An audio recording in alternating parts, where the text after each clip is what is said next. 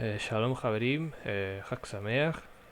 Vamos a comenzar con esta cita, la última cita, ¿no? de este calendario bíblico de festividades que hemos estado celebrando, ¿no? durante todo el año. Y hoy vamos a concluir con el día octavo de Sukkot, ¿no? Realmente, pues bueno, algunos lo ven como un día aparte, otros lo ven como parte también ya de Sukkot. Eso ya hay opiniones, ¿no? al respecto.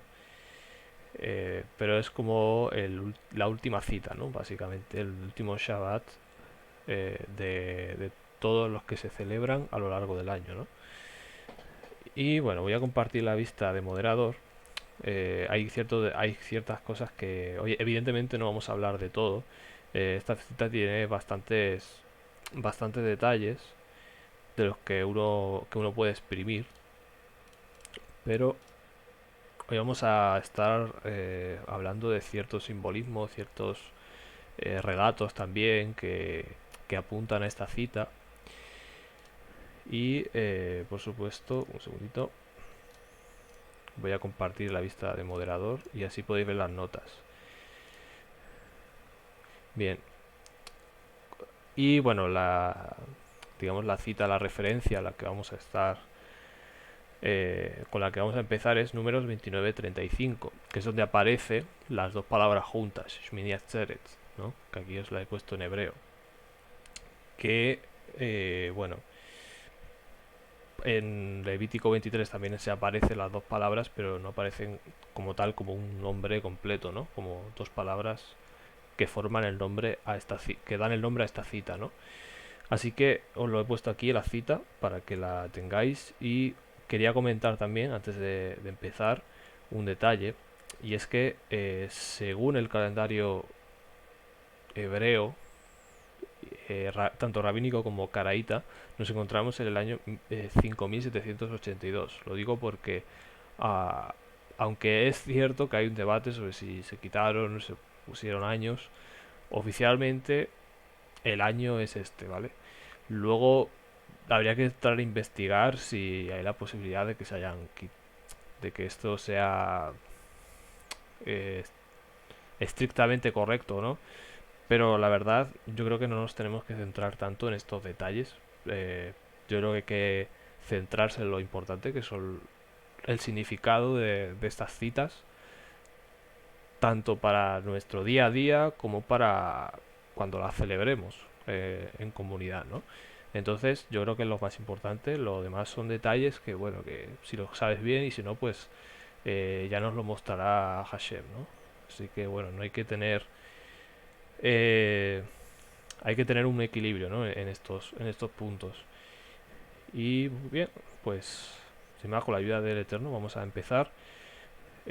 Primero, la raíz de la palabra tzeret, ¿qué significa esta palabra? Como veis ahí he puesto detenimiento, en el día octavo, detenimiento. ¿Por qué esta...?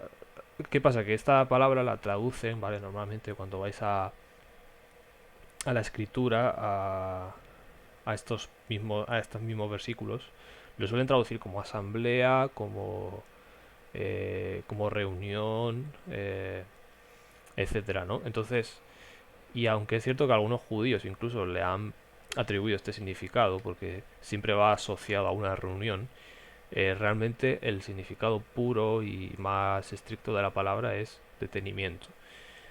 Viene de la raíz atzar, que es detener o retener, ¿de acuerdo? También hay otra palabra que es etzer, que significa restringir, y luego matzor, que es un impedimento. Y luego tenemos comentar, bueno, nombres de la cita. Simchat Torah, ¿vale? La alegría de la Torah, como ya sabéis. Es un nombre que se le suele dar también a esta cita porque, bueno, como os he puesto la imagen de fondo, pues un día donde los judíos sacan la Torah a bailar, ¿no? Bailan con la Torah, la pasean, ¿no? Y bueno, comentar también, detalle interesante, es que los hasídicos, algunos judíos, entre ellos los hasídicos, la celebran el noveno día, es decir, el día siguiente del octavo. O sea, celebran incluso 2 días más aparte del octavo. y por supuesto se reinicia el ciclo del estudio de la Torah y la Torah juega un papel central en este día, como vamos a ver también en algunos comentarios, ¿no? Simchat Torah se celebra al concluir la festividad de Sukkot, siendo una festividad en sí misma. Es el día en que se termina de leer en la sinagoga la última parte del Pentateuco en un rollo de la Torah y se recomienza a leer la primera parte, conocida también como Bereshit, que es la que vamos a estudiar el próximo Shabbat. Bien. Dice así: 7 días ofreceréis ofrenda encendida a Hashem. Estamos leyendo Levítico 23:36. Aquí se habla también de esto. El octavo día tendréis Mikra Kodesh, que significa, pues ya sabéis, llamamiento de la santidad. Es un llamamiento al estudio, porque la Mikra, recordad que es un nombre que se le da a la escritura. Es un llamamiento al estudio y también a la congregación, al reunirse unos con otros, ¿no? Y ofreceréis ofrenda encendida a Hashem, et Hatzeret, ¿vale? Aquí donde aparece también la palabra Hatzeret. Ninguna obra serviréis, es un detenimiento, ¿no? También, bueno, ahora vamos a ver que también se le llamó Hatzeret al séptimo día de Pesach, o sea, de los panes y levadura, ¿no? Que es algo también interesante. Pero a los 15 del mes séptimo, cuando hubierais allegado o acercado el fruto de la tierra, haréis fiesta a Hashem por 7 días. El primer día será Shabbat y Shabbat será también el octavo día, ¿vale? Ahí lo tenéis. En Levítico 23, el versículo 39. Vamos a leer primero, bueno, quería comentaros sobre Ibn Ezra, que él menciona, ¿no? Como vamos a ver, que sí que efectivamente se tiene que traducir como retención o detenimiento, ¿no? Fijaos lo que dice. Algunos dicen que Atzeret, asamblea solemne, significa una asamblea como en Atzeret Bogedim, una asamblea de hombres traidores, ¿no? Traducen aquí. Atzeret se utiliza en diferentes contextos, no solo en contextos de santidad o de reunión, como vamos a ver. Se refiere a la reunión de todo Israel en los 3 festivales de peregrinación, ¿vale? Comenta él esto. Sin embargo, no hablaron correctamente porque, mire, las escrituras declaran con respecto a Pesach, en el séptimo día habrá un Atzeret. Sin embargo, también dice, y te volverás por la mañana. En el segundo día de Pesach, en Deuteronomio 16:7, y veas tus tiendas. Por tanto, no hubo recogimiento de todo Israel en el séptimo día del Pesach. Sin embargo, la Torah se refiere a este día como un Atzeret. Parece que Atzeret, y fijaos aquí lo que dice, similar a Netzar, estar detenido, o retenido, de la raíz Ayin Tzadi Resh, ¿vale? Que es Atzar, que es lo que os he comentado antes. Atzeret significa que el israelita no se involucrará en ningún asunto mundano. El israelita se abstendrá de trabajar. El significado de Atzeret es no haréis ningún tipo de trabajo servil. No haréis ningún tipo de trabajo servil, explica el término Atzeret. Es como un detenimiento de actividades humanas, de actividades, ahora vamos a leer otro comentario, ¿no? Pero viene a ser como las actividades del mundo, todo lo que aquello que nos gusta, que nos apetece, etcétera, que no las hagamos en este día especialmente, ¿no? Y ahora vamos a leer un comentario que habla de la diferencia entre el Shabbat y Atzeret, también muy interesante. Vamos a leer ahora un comentario al respecto. Voy a hacer aquí un paréntesis, ¿vale? Antes de continuar hablando sobre las citas, ¿no? Observando la tendencia del movimiento mesiánico en el mundo en general, ¿vale? Lo digo por también un poco para que tengamos un poco un equilibrio en todo esto, ¿no? Y que cuando nosotros celebramos y recordemos las citas, no vayamos a guiarnos por la corriente del mundo en general, de la mayoría, porque la mayoría, ¿qué pasa? Que en el mundo mesiánico, desafortunadamente, hay mucho desvío, o digamos que hay cosas que no se tienen claras, o no se... que parece como que el Evangelio queda relegado a un segundo plano. Las cosas que dice el Evangelio, ¿no? ¿Qué sucede? Que, bueno, puesto aquí las enseñanzas de las citas y su significado no se pueden reducir al tiempo en el que se desarrollan las mismas, por ejemplo. El Yom Kippur, la reconciliación, pues no puedes estar todo el año pensando que voy a esperar a que llegue el Yom Kippur para pedir perdón a alguien o para reconciliarme con alguien. Porque el Evangelio nos enseña eso. Mashiach nos enseñó a que no se ponga el sol sobre vuestro enojo, a que etcétera, etcétera, ¿no? Entonces, eh, hay que tener cuidado con estas cosas y con estas enseñanzas también, ¿no? Porque muchas veces se oye a la gente, pues, decir cosas que no convienen, ¿no?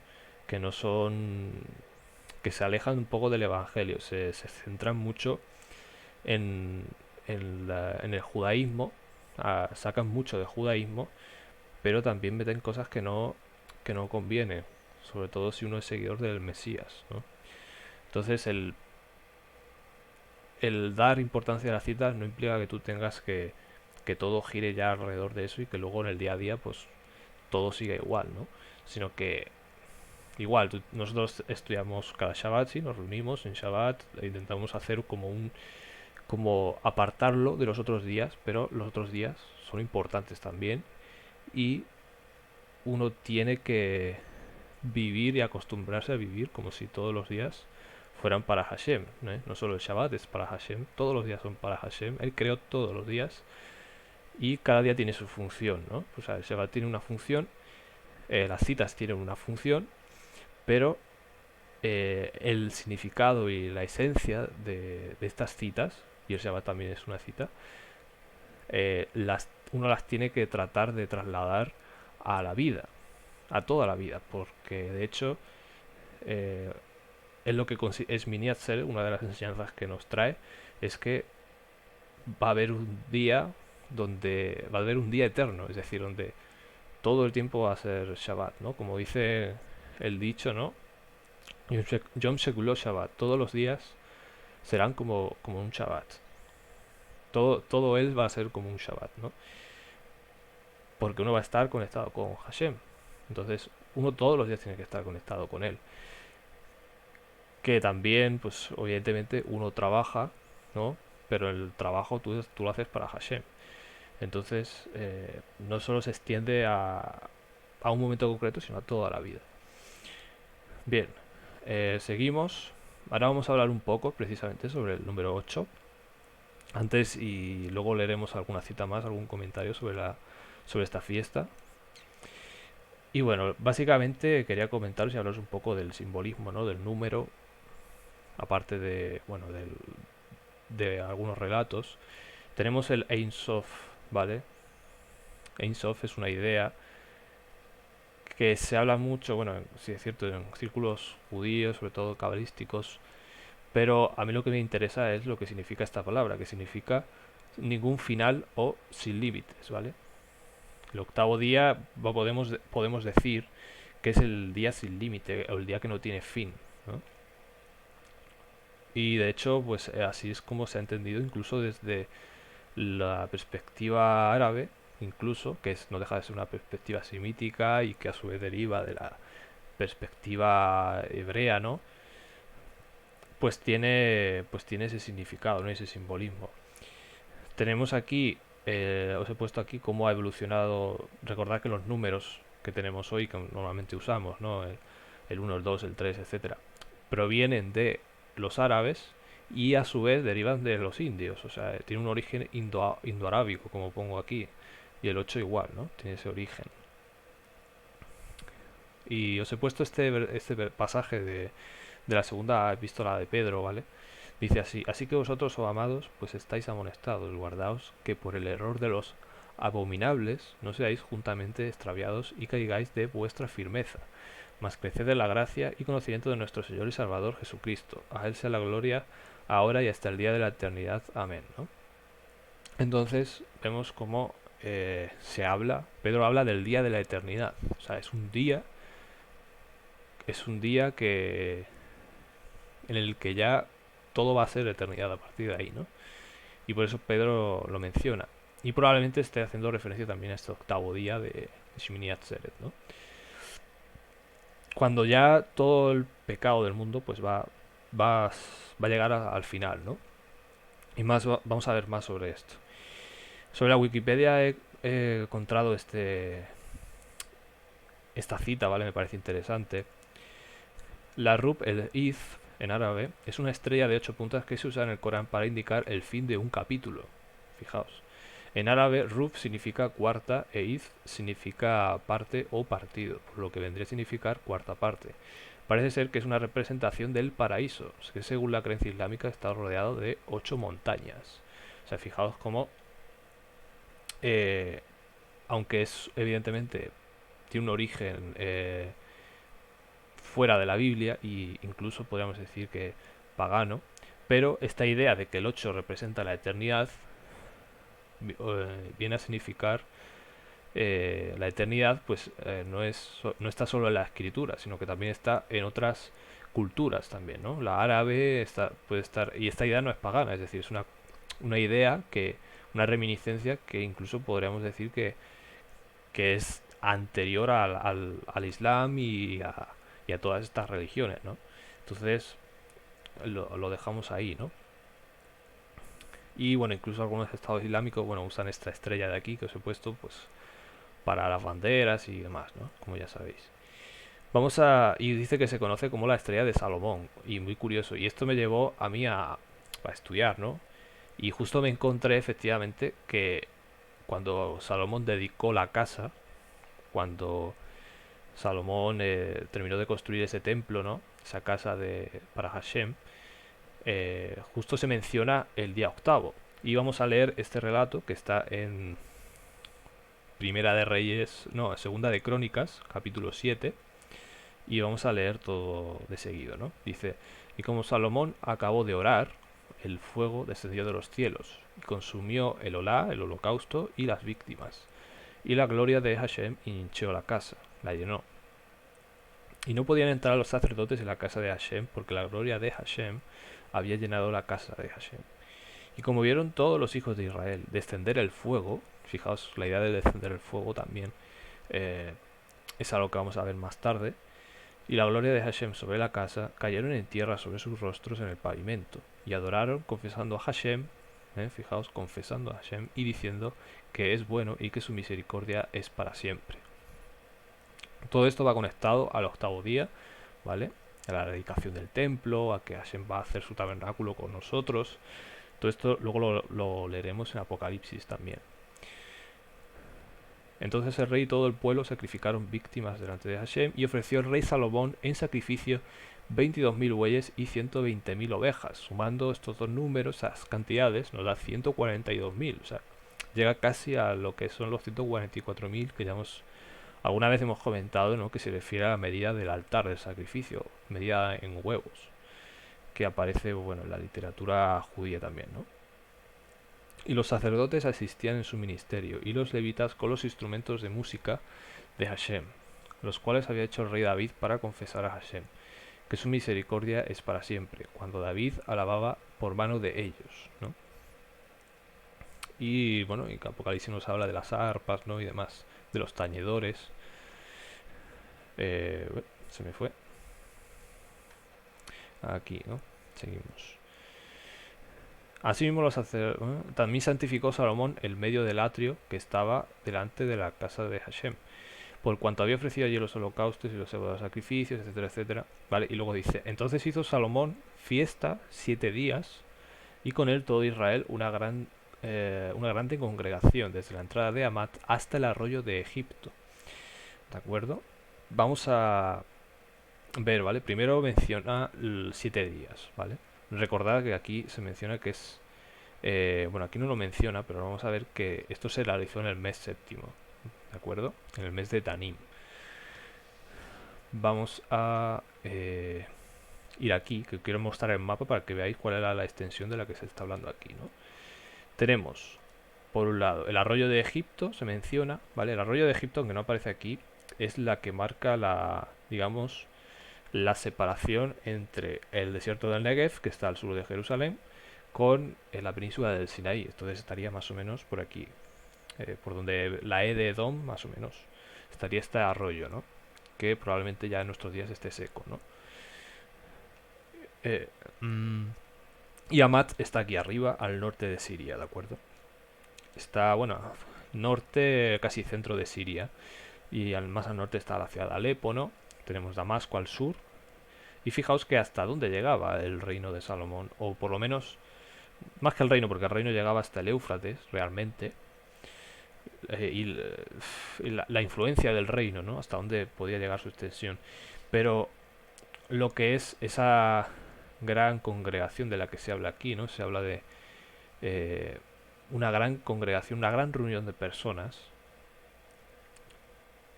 pues se habla de que era desde aquí, desde el sur del Negev, hasta Hamad, o sea, hasta Siria incluso, ¿no? O sea, imaginaos la cantidad de gente que, que habría ahí, o sea, una reunión enorme, o sea, que abarcaba un territorio vasto, ¿no? Bastante grande. Eh, desde aquí hasta ahí se reunieron personas, evidentemente fueron a Jerusalén, ¿no? Pero personas de todo este territorio, incluyendo también incluso los fenicios, incluyendo incluso del Líbano, ¿no? O sea, un territorio bastante amplio. Y toda esa gente vino a Jerusalén a celebrar la dedicación de la casa, ¿no? Del templo de Hashem. Bien, seguimos. Y recordad que esto era la promesa que Dios le dio a Abraham, es decir, a tu simiente daré esta tierra desde el río de Egipto hasta el río grande, el río Éufrates. ¿eh? Génesis 15:18. Y tenéis la cita. Vamos a leer ahora, seguimos leyendo, segunda de Crónicas 7, del 9 al 11, dice, y al octavo día hicieron Atzeret, porque había celebrado la dedicación del altar en 7 días, y habían celebrado la cita por 7 días, es decir, estuvieron primero 7 días para dedicar el altar, y luego otros 7 por las citas de Sukkot, y luego otro octavo día que hicieron el Atzeret, ¿no? A los 23 del mes séptimo envió al pueblo a sus estancias, alegres y gozosos de corazón, por los beneficios que Hashem había hecho a David y a Salomón y a su pueblo Israel. Acabó pues Salomón la casa de Hashem y la casa del rey. Y todo lo que Salomón tuvo en voluntad de hacer en la casa de Hashem y en su casa fue prosperado. Entonces vemos cómo esta alegría, ¿no? De a que tanto se habla, pues es algo real, ¿no? Es algo que... ¿Por qué? Pues porque Hashem había bendecido a Israel, ¿no? O sea, Hashem había bendecido a Israel en estas fechas, ¿no? Y esto es un poco también algo que nos debe de transportar también al día de Hashem, ¿no? A ese gran día. Cuando, pues, todo sea alegría, ¿no? Todo sea alegría y, pues, deje de existir el pecado. Bien, vamos a continuar y dice así, y apareció Hashem a Salomón de noche y le dijo, yo he oído tu oración y he elegido para mí este lugar por casa de sacrificio. Si yo cerrare los cielos, que no haya lluvia, y si mandare a la langosta que consuma la tierra, o si enviare pestilencia a mi pueblo, si se humillare mi pueblo sobre los cuales mi nombre es invocado, y oraren y buscaren mi rostro, y se convirtieren de sus malos caminos, entonces yo oiré desde los cielos, y perdonaré sus pecados, y sanaré su tierra. Ahora estarán abiertos mis ojos y atentos mis oídos a la oración en este lugar, pues que ahora he elegido y santificado esta casa para que esté en ella mi nombre para siempre, y mis ojos y mi corazón estarán ahí para siempre. Evidentemente fue destruido este templo, y también el segundo. O sea, cuando está diciendo para siempre es Olam, es decir, un tiempo escondido, pero que en la eternidad sí que va a estar para siempre, ¿no? O sea, ahí cuando todo eso ya, el mal se haya terminado para siempre, pues evidentemente y sea toda la tierra, va a ser toda la tierra sanada, restaurada por completo, y evidentemente uno va a estar conectado con él. O sea, no va a haber nadie en toda la tierra que no tenga conexión con el Creador, ¿no? Ahí, para que así oiga las oraciones de su pueblo, ¿no? Bien. Eh, y ahora vamos a leer un pasaje de Isaías bastante interesante que habla de precisamente de aquel día cuando naciones de incluso de Aquí, evidentemente, aquí el profeta Isaías está hablando de Egipto y de Asiria, ¿no? Asiria, recordemos que está entre el río Tigris y Éufrates, ¿no? En la ciudad de Ashur, está en esa región. Y lo digo para no confundir con Siria, ¿no? O sea, que no estamos hablando de lo mismo, pero en símbolo, pues representan también Babilonia, ¿no? Igual, pues tiene ese simbolismo del mundo que está sujeto a pecado y que sirve al pecado, ¿no? Y de que Hashem habla aquí de que va a ser restaurado, ¿no? De que todas esas falsas religiones, falsas creencias que nos separan de Dios, ¿no? Que están representadas por Babilonia y que Mashiach denunció, ¿no? Pues por eso se llama Jerusalén, Sodoma y Egipto, ¿no?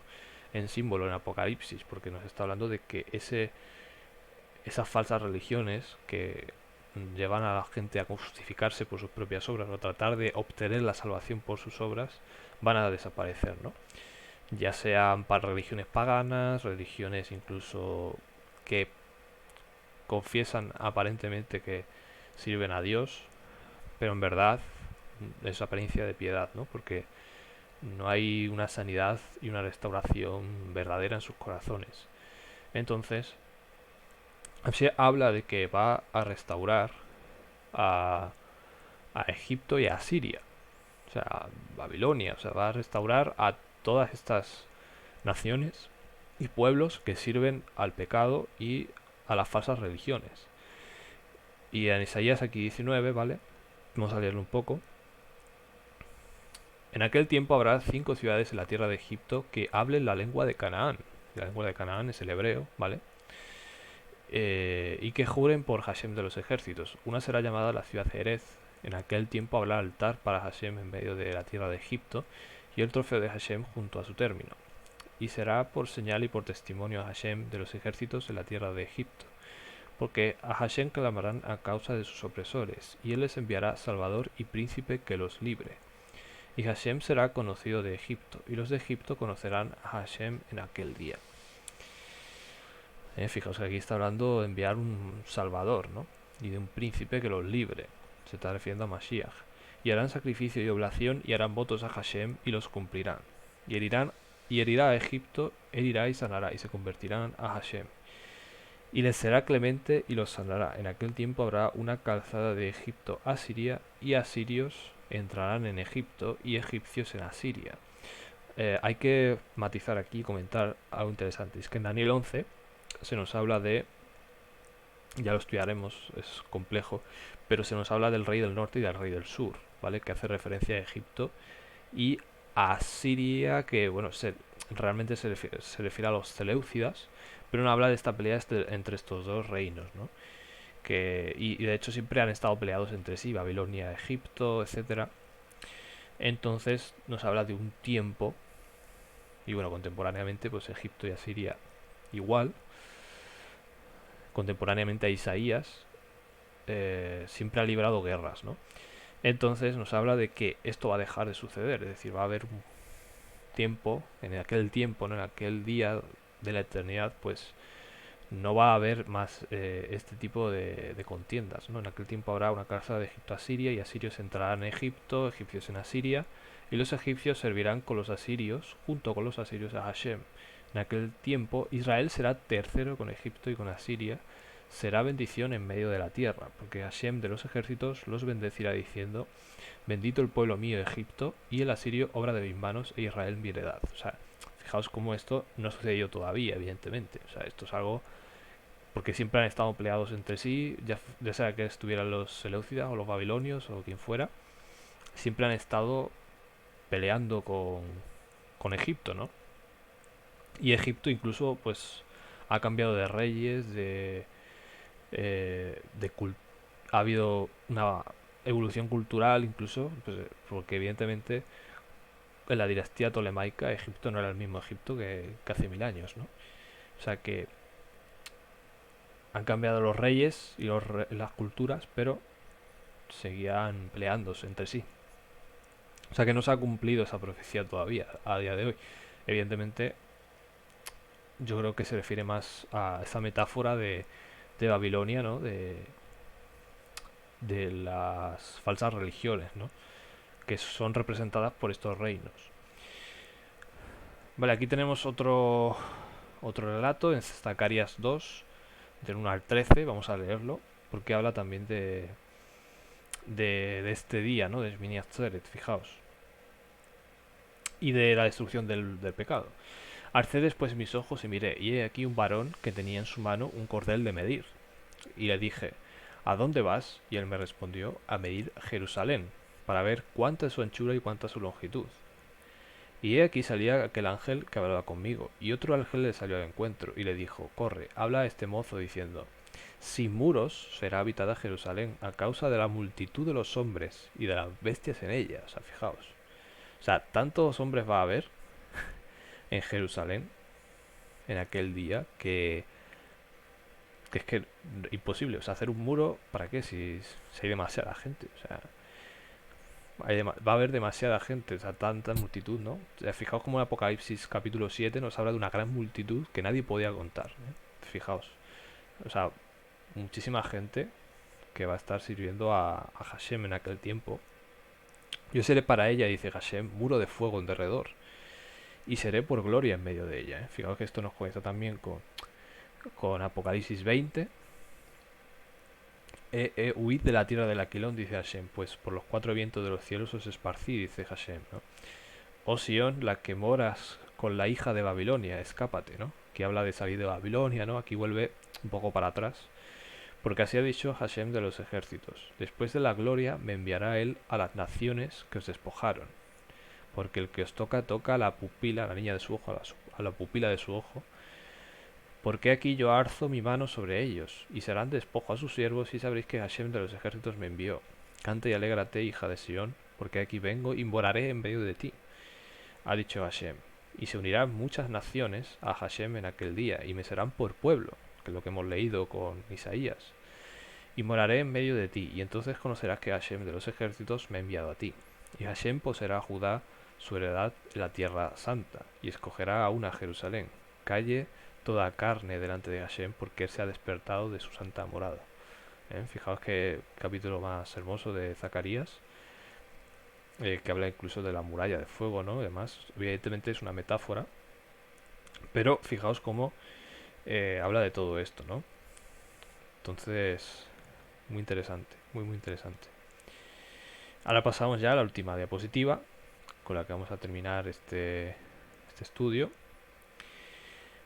Os he puesto aquí un semáforo en rojo, ¿no? Que bueno, cuando tú ves un semáforo en rojo vas con el coche, te tienes que detener, ¿no? Pues bueno, está la idea. Si tú sigues con el semáforo en rojo te multan. Pues bueno, básicamente la idea es algo parecido, ¿no? Detenerse. Pero la pregunta es de qué te tienes que detener y hacer qué.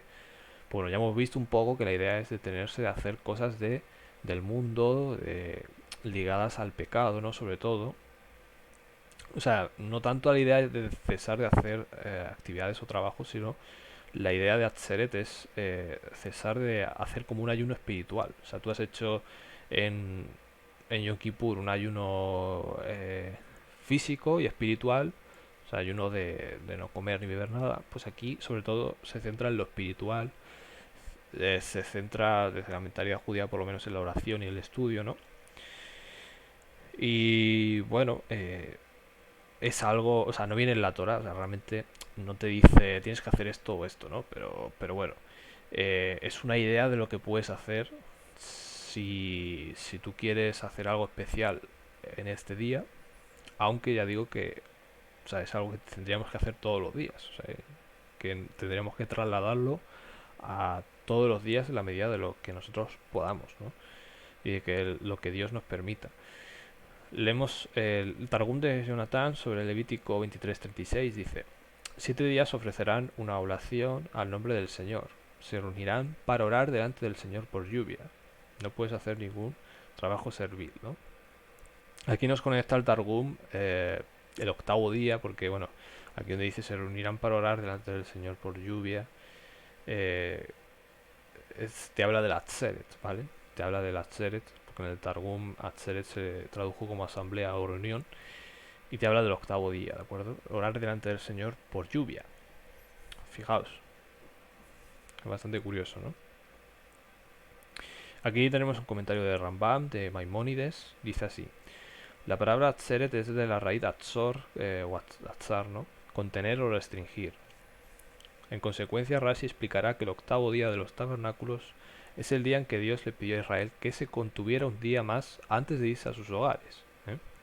Eso también es lo que significa. Rambam explica que explicará atzeret en el sentido de atar o retener, porque este día representa la idea de todas las emanaciones a las que se aluden todos los festivales, como se menciona en el texto. Te mantengo ante mí. Es similar al caso de un príncipe que invitó a sus hijos a un banquete durante un cierto número de días. Cuando llegó el momento de que se fueran, dijo, te ruego que te quedes conmigo un día más, porque tu partida es muy difícil para mí, ¿no? Yo creo que esto también representa un poco el anhelo de Dios de que este octavo día, ¿no? O sea, tengamos una conexión, aparte de que tengamos una conexión plena con Él, el anhelo que Él tiene de estar con nosotros. O sea, el anhelo que Él tiene de poner su tabernáculo y de regresar aquí y reinar con nosotros, ¿no? Entonces, este octavo día, digamos que Él ha puesto ahí para que nosotros nos demos cuenta del anhelo, de cómo Dios nos ama y quiere venir aquí a estar con nosotros, ¿no? Presencialmente, en persona.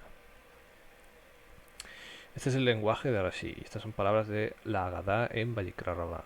Pero bueno, él dice que no las ha encontrado ahí, que en su K55b, ¿no? En el tratado. Eh, bueno, aquí te habla un poco de varias cosas, ¿no? No vamos a leer todo.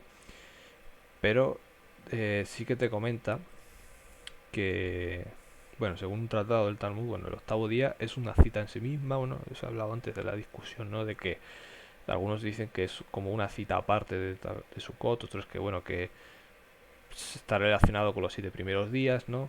Etcétera. Pero bueno, ahora vamos aquí a otro, este sí es bastante interesante, el de Sfor, ¿no? Que es un rabino judío medieval italiano. El último se refiere a abstenerse de actividades, fijaos, habla de Atzeret, o sea, el concepto de Atzeret y de Shabbat, ¿vale? Habla de los dos conceptos. Y dice, el último se refiere a abstenerse de actividades seculares ordinarias, o sea, del Shabbat. Mientras que el primero implica pasar una cierta cantidad de tiempo realizando tareas sagradas, estudiando Torah, participando en la oración comunitaria. O sea, que ellos te dicen, bueno, pues Atzeret significa centrarse, dedicar tiempo al estudio, a la oración, etcétera. Y Shabbat implica simplemente cesar de actividades ordinarias, ¿no? De seculares.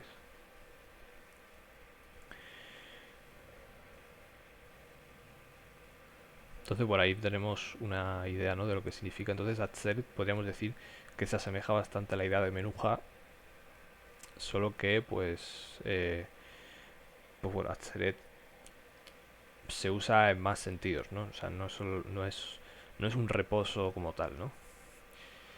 Y se utiliza en otros contextos también. Bien, aquí tenemos un relato que él comenta, no es Forno, que es precisamente lo que vamos a leer a continuación. Encontramos que Jehú o Jehú, pone aquí, proclamó una asamblea en honor del Baal, o sea, del dios pagano, ¿no? Del dios cananeo. Quería asegurarse de que pudiera matar a todos los que adorarían a Baal, lo cual logró hacer erradicando este culto de Israel, y lo que vamos a leer ahora, ¿no? Y fijaos cómo esto se conecta también con Atzeret. Luego que hubo Jehú llegado a Samaria, mató a todos los que habían quedado de Ahab en Samaria, hasta extirparlos, conforme a la palabra de Hashem que había hablado por Elías. Y juntó Jehú todo el pueblo, y díjoles, Ahab sirvió poco a Baal, mas Jehú lo servirá mucho. Llamadme pues luego a todos los profetas de Baal, a todos sus siervos, y a todos sus sacerdotes. Que no falte uno, porque tengo un gran sacrificio para Baal, cualquiera que faltare no vivirá.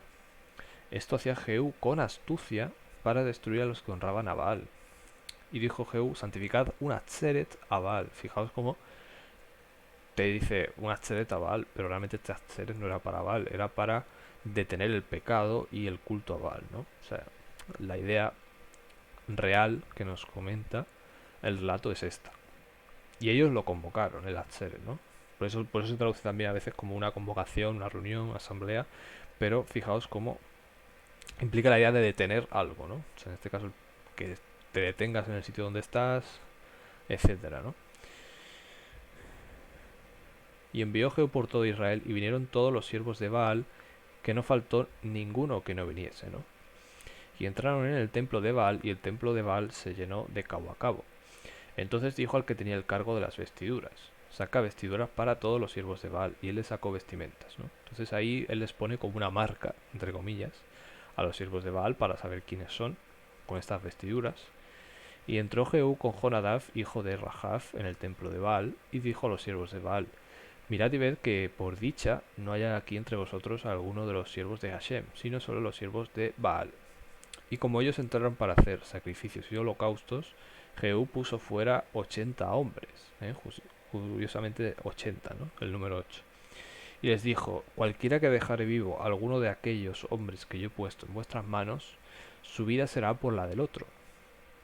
Y después que acabaron ellos de hacer el olá, Jehú dijo a los de su guardia y a los capitanes: entrad y matadlos, que no escape ninguno, ¿no? Y los hirieron a cuchillo y los dejaron tendidos los de la guardia y los capitanes, y fueron hasta la ciudad del templo de Baal. Y sacaron las estatuas de la casa de Baal, las quemaron, quebraron la estatua de Baal, derribaron la casa de Baal y la hicieron letrina hasta hoy. Se extinguió Jehú a Baal de Israel. Fijaos cómo el énfasis no está tanto en que mató a todos los sacerdotes, que también, sino que además extinguió el culto a Baal, ¿no? Que es quizás el punto clave que nosotros podemos extraer de aquí para la festividad del Shmini Atzer, el día en el que no va a haber ya más cultos paganos, idólatras, etcétera, ¿no? Sino que todas las naciones van a servir a Hashem, ¿no? Y Hashem dijo a Jehú: por cuanto has hecho bien ejecutando lo recto delante de mis ojos, e hiciste a la casa de Ahab conforme a todo lo que estaba en mi corazón, tus hijos se sentarán sobre el trono de Israel hasta la cuarta generación, ¿no? Bueno, luego evidentemente Jehú pues cometió algún error más, pero bueno, ahí está, ¿no? Este relato unido al concepto de Atzeret. Y ahora vamos a leer Apocalipsis para ir terminando y cerrando ya esta enseñanza. Y dice así: cuando los 1000 años fueron cumplidos, Hasatán será suelto de su prisión y saldrá para engañar las naciones que están sobre los 4 ángulos de la tierra, a Gog y a Magog, a fin de congregarlos para la batalla, el número de los cuales es como la arena del mar, ¿eh? Y subieron sobre la anchura de la tierra y circundaron el campo de los santos y la ciudad amada, y de Dios descendió fuego del cielo y los devoró. Todo esto ya lo hemos estudiado, pero fijaos todos los detalles que hemos visto de esas murallas de fuego, de todo lo que hemos leído de estos pasajes, ¿no? De cómo se acaba y se termina con el culto, ¿no? A Baal, etcétera, ¿no? Como el detener, aquí en este caso, tiene que ver con la idea de detener el pecado, o sea, también de finalizar y terminar y concluir el pecado. Y el diablo que los engañaba fue lanzado en el lago de fuego y azufre, donde está la bestia y el falso profeta, y serán atormentados Olam, ¿de acuerdo? Tiempo escondido.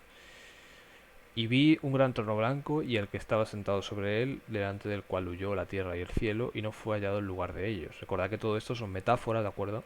O sea, no, o sea, cuando habla del fuego, habla de tal, de cual, del lago de fuego, o sea, son metáforas que no sabemos cuál es el significado real, o sea, el sentido literal, prefiero. O sea, hay que tener cuidado, o sea, ya lo hemos comentado varias veces, que estos son símbolos, muchos de ellos. O sea, puede haber cosas más literales, otras menos, pero Apocalipsis es un libro simbólico, ¿no? Y vi los muertos grandes y pequeños que estaban delante de Dios, y los libros fueron abiertos. Y otro libro fue abierto, el cual es de la vida, y fueron juzgados los muertos por las cosas que estaban escritas en los libros, según sus obras. Y el mar dio los muertos que estaban en él, y la muerte y el infierno, el Sheol, ¿no? Sepulcro, dieron los muertos que estaban en ellos. Y fue hecho juicio de cada uno según sus obras. Y el Sheol y la muerte fueron lanzados en el lago de fuego. Esta es la muerte segunda. Y el que no fue hallado escrito en el libro de la vida fue lanzado en el lago de fuego. Esto ya lo hemos visto también otros días, pero vamos ahora a leer la siguiente parte del relato, ¿no? Que también es interesante. Del Apocalipsis 21. Y vi un cielo nuevo y una tierra nueva, porque el primer cielo y la primera tierra se fueron, pasaron, ¿no? Lo hemos visto aquí, que es lo que dice, que huyó la tierra y el cielo delante del trono, ¿no? Y es curioso porque dice que huyó, ¿no? Huyeron. Y el mar ya no es. Vale, básicamente podemos hacernos una idea, ¿no? ¿Por qué huyen la tierra y el cielo? Porque está hablando del presente mundo, es decir, de la oscuridad, ¿no? Donde no está la luz de Dios todavía plenamente, ¿no? Entonces, cuando Él venga, pues las tinieblas van a dejar de ser, ¿no? Y fijaos que cuando habla del mar, habla del abismo, de la muerte, del sepulcro, etcétera, ¿no? También ese simbolismo. Y yo, Juan, vi la santa ciudad, la nueva Jerusalén, que descendía del cielo, de Dios, dispuesta como una esposa ataviada para su marido. Y oí una gran voz del cielo que decía: He aquí el tabernáculo de Dios con los hombres, y morará con ellos, y ellos serán su pueblo, y el mismo Dios será su Dios con ellos. Fijaos cómo eh, en ningún momento nos habla de que Jerusalén tiene muros. O sea, eso es otro detalle, ¿no? Como decía Zacarías. Y limpiará Dios toda lágrima de los ojos de ellos, y la muerte no será más, y no habrá más llanto, ni clamor, ni dolor, porque las primeras cosas pasaron, ¿no? O sea, estas son las primeras cosas. O sea, las primeras. Esto es solo el principio, ¿no? Este mundo es solo el principio, pero luego viene la eternidad, que es ahí donde verdaderamente vamos a poder disfrutar de la compañía de Dios y de una vida plena, verdadera, ¿no? Porque en este mundo vivimos en oscuridad, en tinieblas, con dolor, con, con siempre sufrimiento, ¿no? Y Dios nos promete que, pues, que va a llegar un día, este día de la eternidad, donde pues va a dejar de existir todo esto, ¿no? Y el que estaba sentado en el trono dijo: He aquí, yo hago nuevas todas las cosas. Quiere decir que esto implica pues una renovación, ¿no? Hago de nuevo todas las cosas. Y me dijo: Escribe, porque estas palabras son fieles y verdaderas. Y me dijo: Hecho es. Yo soy Alfa y Omega, Aleph y... Aleph, bueno, realmente sí, en griego, Alfa y Omega, el principio y el fin. El que tuviere sed, yo le daré de la fuente del agua de vida gratuitamente. Fijaos, el que venciere poseerá todas las cosas. Cuando habla de todas las cosas, en hebreo se utilizaría aquí la palabra davar, o sea, todos los asuntos de los que se habla aquí, se escriben así, Dios lo va a dar para nosotros, ¿no? Todos estos asuntos y todas las cosas que Dios va a hacer, cosas que ojo no vio, ni oído yo, etcétera, que ya estamos empezando a vivir por el Ruach HaKodesh, pero eh, cuando todo se manifieste, ¿no? Y la creación se manifestará también, pues eso también nos lo dará Dios en herencia, ¿no? Y yo seré su Dios y él será mi hijo, ¿no? Más a los temerosos e incrédulos, a los abominables y homicidas, a los fornicarios y hechiceros, y a los idólatras y a todos los mentirosos, su parte será en el lago ardiente con fuego y azufre, que es la muerte segunda. Entonces, bueno, la Tzeret, como conclusión, detenimiento del mal y el pecado, ¿de acuerdo? Aparte de reunión para orar, estudiar, etcétera, también, detenimiento para eso, pues también es, Atzeret es, por así decirlo, el detenimiento, el fin, la restricción que se le pone al pecado, para que ya no moleste más, para que ya deje de existir. Porque es menester que esto corruptible sea vestido de incorrupción y esto mortal sea vestido de inmortalidad. Cuando esto corruptible fuere vestido de incorrupción y esto mortal de inmortalidad, entonces se efectuará la palabra que está escrita: sorbida es la muerte con victoria. ¿Dónde está muerte tu aguijón? ¿Dónde, oh sepulcro, tu victoria? Ya que el aguijón de la muerte es el pecado y el exponente del pecado la ley. Mas a Dios gracias que nos da la victoria por el Señor nuestro Jesucristo. Así que, hermanos míos amados, estad firmes y constantes, creciendo en la obra del Señor siempre, sabiendo que vuestro trabajo en el Señor y vuestro sufrimiento, etcétera, no es en vano. vuestro sufrimiento no es en vano, ¿no?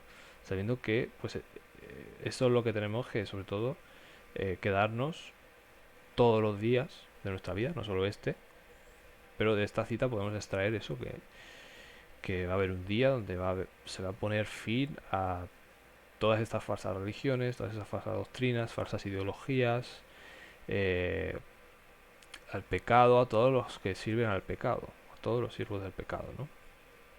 A todo el pecado en general, ¿no? Porque si viviereis conforme a la carne, moriréis. Mas si por el Espíritu mortificáis las obras de la carne, viviréis.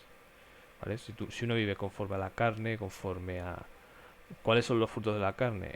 Disolución, odio, contiendas, etcétera, etcétera. A todo eso es algo que hay que morir, ¿no? Pero, ¿por qué? Porque en el mundo venidero no va a haber discusiones, peleas, contiendas. O sea, lo que va a haber es paz, armonía, va a haber...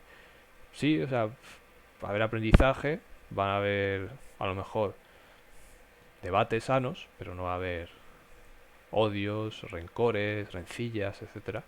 Lo que va a haber es todo va a ser constructivo, todo va a ser cooperación, no va a haber esa competencia de uno quiere estar por encima del otro, o de solo pensar en uno mismo, etcétera, sino que va a haber pues esto, el espíritu, o sea, el Ruach Kodesh, es lo que va a prevalecer en todos nosotros.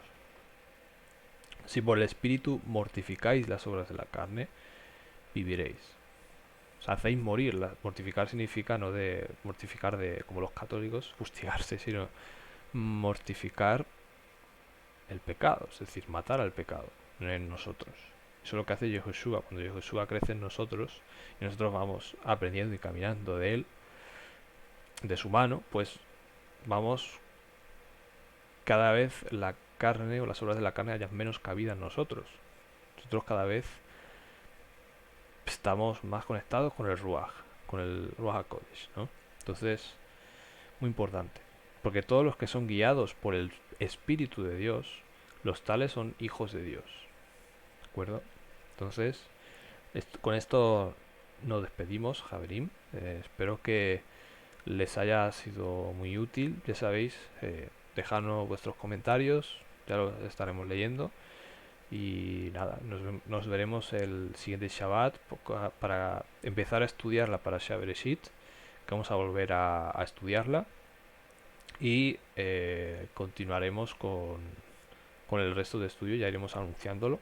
Así que nada, espero que les haya servido, les haya sido muy útil y que esto sirva para también para aplicarlo en nuestro día a día, ¿no? En nuestra vida.